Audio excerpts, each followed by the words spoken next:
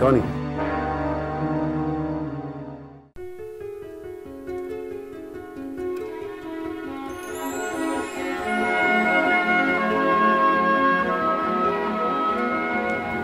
So, what do you think of the proposal?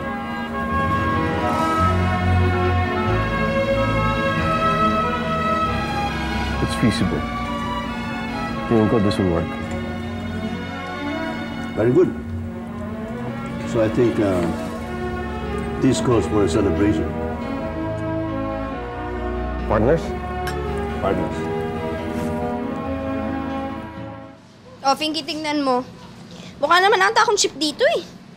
Ano ka ba? Maganda siya. Pwede ba? Huwag mo laitin yung mga damit na hindalam ko sa kaibigan kong Baklush. Paano naman po kasi? Mukha naman Panjapayuki. O, tingnan mo naman yan. Naturalmente, galing Japan yun. Okay? Anong masama doon?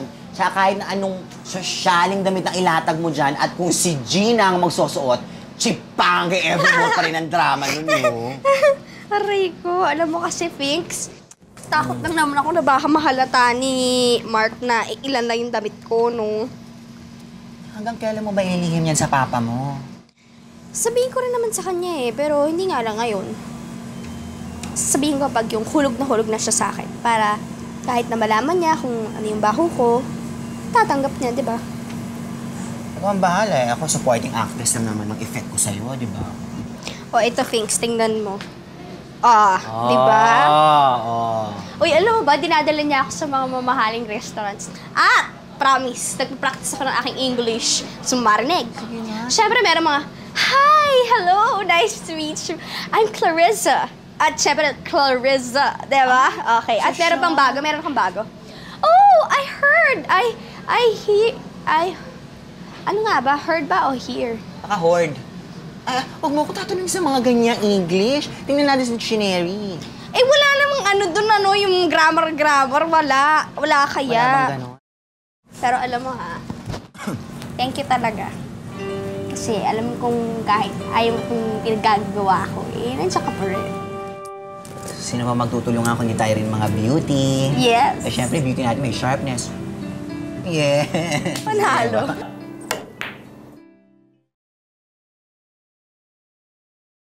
Hi, Cathy. Saan ka pupunta? May lilinisin lang ho ako. Mamaya na yun. Samahan mo muna ako dito. Marunong ba mag-billiards? Hindi po. So, gusto mo turuan kita? Halika. Halika, sige na. Hindi, madali lang to. Ha? Ganito lang to, ha? Nalagay mo yung bola dito. Hawakan mo yung tako ng pagganito. Tapos titirahin mong papunta dun sa hole. Gusto mo subukan?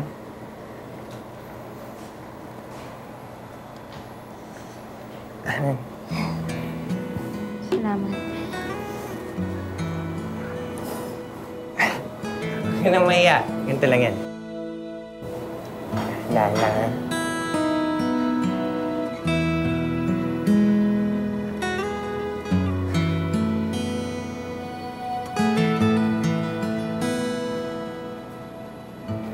Tirahin mo na, ha?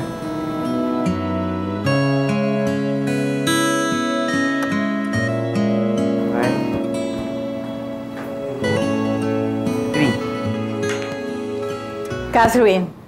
Nay?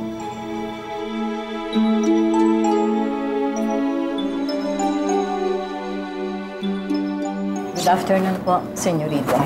Ano mo din? Magligpit ka na dun sa kwarto ni Senyora Beatriz. Pupunta na ako sa palengke, marami pa akong asikasuhin. Sige na.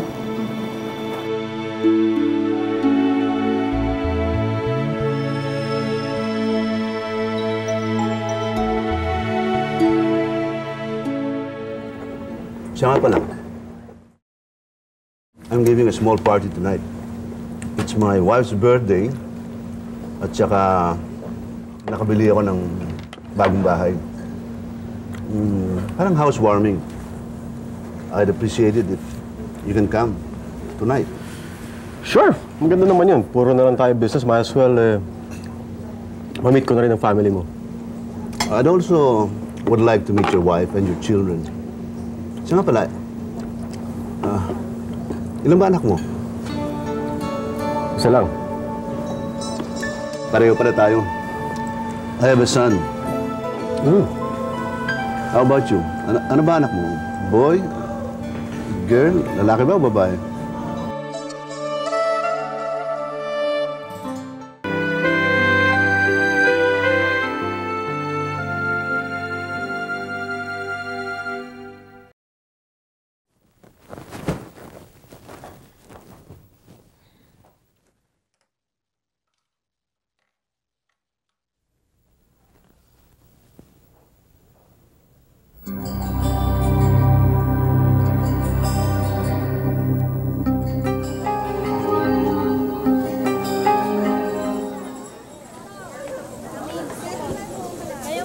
Matamis ba?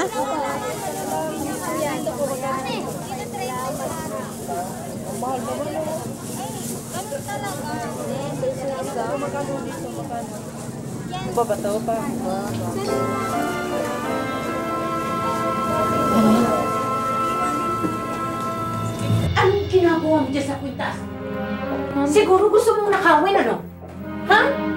Akin na nga yan? Ma'am! Anong ginagawa mo dito? Ma'am, naglilinis lang ho ako eh. Tapos nakita ko lang ho yung kwintas niya dito. Gusto mong nakawin? Sige na nga! Lumahis ka at naalibadbaran ako sa'yo!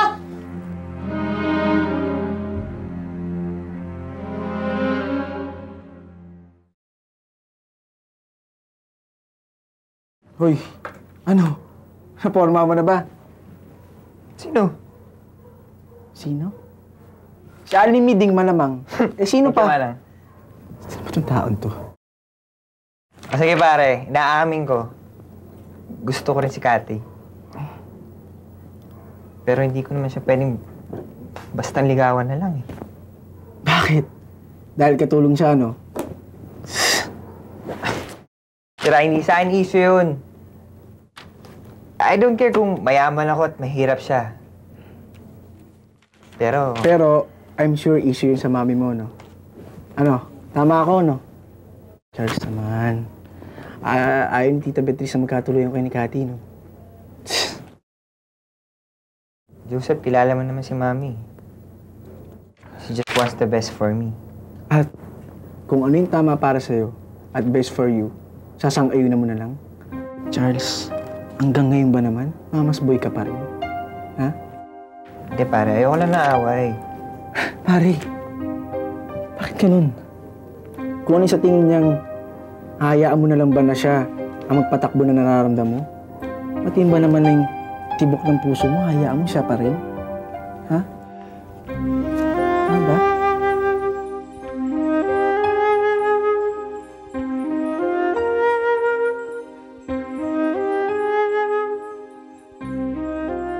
Jepoy, nakita mo ba si Clarissa? Dumano kanina kasama si Pinky. Gina, nakita ko si Clarissa. Oh? Nagsusukat ng damit. Siguro, gusto magpa-impress sa shota niya. Malamang. Tipo naman niya, diba? Saka yung sinasabi niyang boyfriend niya. Duda ako doon. Ay, naku. Maniwala ka ni. Isa lang yun sa mga customer na dinadatungan ng lola mo. Mismo. Eh, may lalaki ba namang siseryoso sa kanya, no? Siguro kung naging lalaki ako. Sa sini lang nangyayari yun, eh. Siseryosohin yung babae. Alam mo, Ning, malamang high-class prostitute ang lola mo. Dinaig ka, saka maniwala ka ba naman doon? Yung sinasabi niyang lalaki na kilala niya sa eskwelahan. Maniwala ako. Baka na-pick up lang siya habang rumarampa siya. Mismo. Walang katotohanan yung pinagsasabi niya. Itong may boyfriend si Clarissa. Nakita ko na't nakilala. Seryoso sa kay Clarissa. Babae talaga. Dali-dali lang. Easy game yan, pare, kung tutusin. Lalo ka na, pare, at nakatikim ka na ng luto ng langit. Naaadi ka na ba? Oo naman. Suki na nga ako doon sa nightclub na pinagdala sa akin itong dalawang to eh. Walang hilig yan. Yung babae doon, pare, kulang nilang ibahay ko yung kinanakot. Nakakasan. Pero pare, sabihin ko sa'yo, sumubo ka rin ng iba. Dahil kahit gaano kasarap ang isang budae, pare, pagsasawaan mo rin yan. Manok naman. Ikaw, Mark, kailan pa namin makikita? Yung flavor of the month mo. Eh, mukhang napagsawa mo na eh. Hindi pa namin nakikita, ano, tol? Oo nga. Pare, you'll meet her soon. Pare, ito, sasabihin ko sa inyo, ha. Sa lahat ng trophies, ito ang pinakapanalo sa lahat. She's one classy chick. Babe kung babe, pare. Very different. Sa mga na-date ko dati, nakilala na naman yun, di ba? Pare, feeling ko, alam nyo, parang ito eh. Pag nagkataon lang, jackpot ako nito eh. Talaga, pwede ba makishare dyan? Pare, pare naman eh. Parang hindi nyo ako kilala eh. Madamot ako. Alam namin yun, alam namin yun. Ang kay Mark lang. Pero siyempre, pag tapos na ako sa kanya, kahit pag nagawa ng tatlo yan. Yan si Mark. Pero, seriously, unlike other girls, decente to si Clarissa. Hindi siya cheap. Pare, may breeding. May idea. Hiram lang naman yung damit na yun eh. Pag pinagbabayad ako ngayon. Collateral lang daw. Kasi baka mamaya masira ka. Ngayon, pag nasoli mo na, maayos naman lahat, o di babalik din sa'yo ang pera. Sigurado ka dyan, ha? Come on! Eh kung hindi niya isosoli, di akong bahala sa'yo. Oo, sige na. Maliligo na ako. Baka hinihintay na ako ni Mark Bow. Okay, bye-bye la!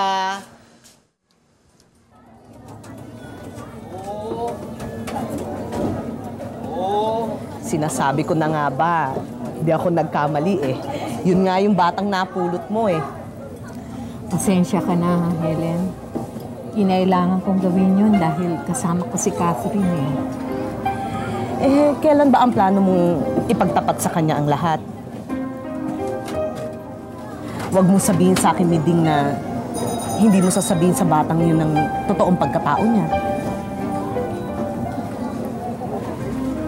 Para ano pa? Para magulo pa ang utak niya. Helen, maraming taon na nakalipas mula na masunugan tayo ng mga bahay. Maayos na ang pamumuhay namin ng aking anak. Wala na siyang natatandaan sa kanyang nakaraan. Para sa kanya, ako ang tunay niyang ina. At siya naman ang tunay kong anak. Wala naman sigurong masama doon. Wala na siyang pamilya. Kailangan niya ako. Kailangan kanya, oo. Pero ang pakiramdam ko, mas kailangan mo siya.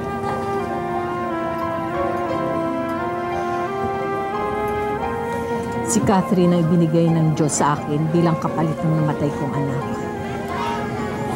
Helen, hindi ko makakayang mawala siya sa akin. Hindi niya dapat malaman ng totoo. Ewan ko, Miding. Hindi ko alam kung paano mo maililihim ito habang buhay. Walang lihim na hindi lalabas sa ayaw at sa gusto mo. Tandaan mo, walang apoy na hindi umuusok.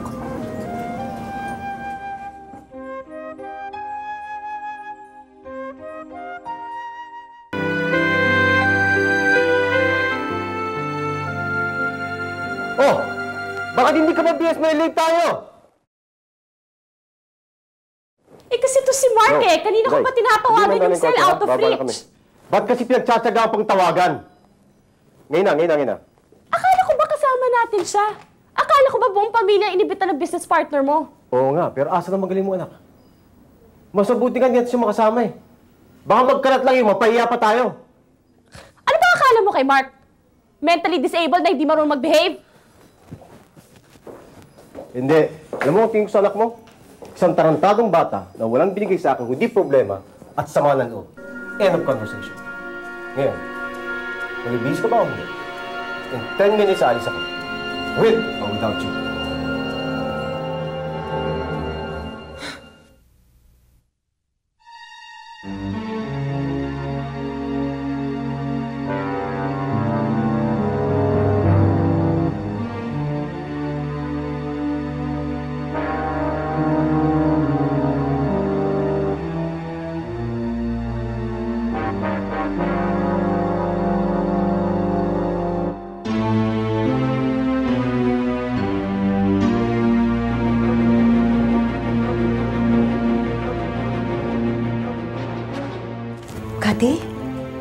Kati?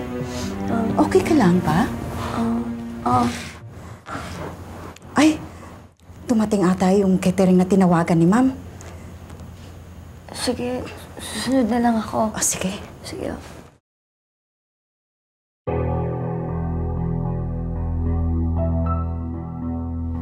Clarissa, my friends are dying to meet you. In fact, binildap nga kita kung gaano kaganda ang girlfriend ko eh. Mark, hindi kayo maiyabang yung mga kaibigan mo. Baka pwedeng next time na lang ipakilala. Ano naman pinagsasabi mo? Harmless yung mga yun. Tsaka pababayaan pa ba naman kita? Akong bahala sa'yo. Eh, kasi hindi ako nakaayos ngayon eh. You look fine. Hindi ko naman maintindihan sa'yo kung bakit ka nai-insecure eh. Besides, magugustuhan ka ng barkada ko. I mean, what's not to like? You're smart, you're pretty, you're sexy, you're classy. You're a dream girl. Sige na nga. Good, tara. Sige na. Sabi ko na eh. Ano kaya ang sasabihin ng mga barkada ko ngayon? Siguro may ingit yan dahil kasama ko ang isang katulad. Siguraduhin lang ninyo na iingatan ninyo ang mga gamit ko. Bagong lipat ako dito sa bahay. Bago lahat yan. At saka bakit dadalawa lang kayong waiter? Asan na yung iba dyan? Kailangang utusan ko kung anong gagawin at kung anong ilalabas na wine. Nandito na po kami, Ma'am Beatrice.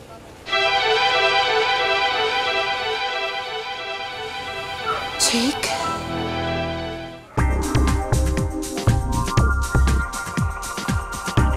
Uy!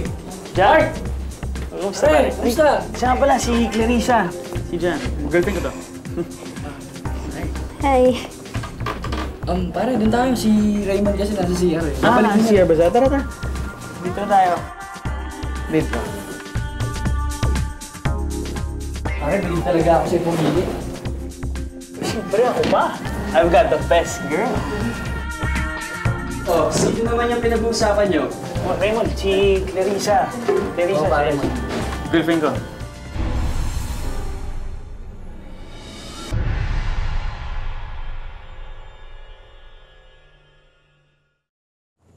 Magandang gabi po.